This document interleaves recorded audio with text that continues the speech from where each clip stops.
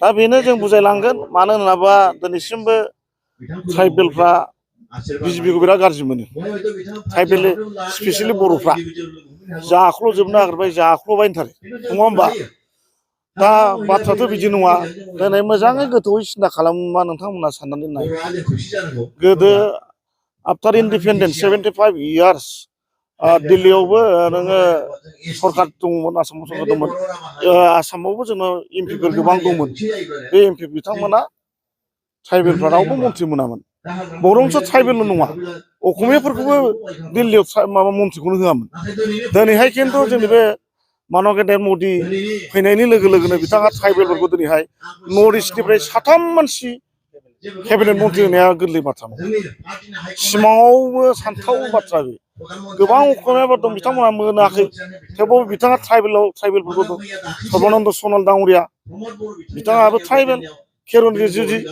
दाङ'रिया बेबो ट्राइबेल आरो रामेश्वर तेली दाङ'रिया बेबो ट्राइबेल आरो दा भारतनि राष्ट्रपति द्रौपदी मुर्मु बायद'खौबो दिनैहाय बिजेपि सरकारा ट्राइबेलखौनो होदों ट्राइबेल होननानै बुङोब्ला मा खालामो जोंखौबा सानसे समाव जोंखौ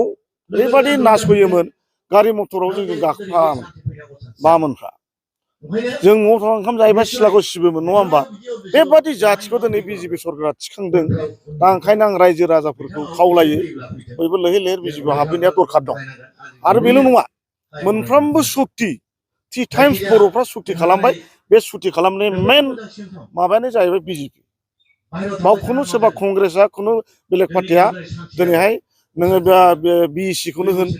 बिटिसिखौनो होन बिटिआरखौनो होन बे गासिबो बिजेपि सरकारनि दिनाव जानाय आं सानो निस्सय ट्राइबेलफोरखौ बिजेपि सरकारा बिराद अनो होननानै निस्सय अनमारोबो नोंथांमोनानो प्रुफ दंना आसाम बादिनिफ्राय नोङो आसामाव एमपिआ बर'ल' दंमोन नामा ट्राइबेलल' दंमोन नामा गोबां हारिनि दंमोन ना खिन्थु ट्राइबेलखौनो होजोब्बाय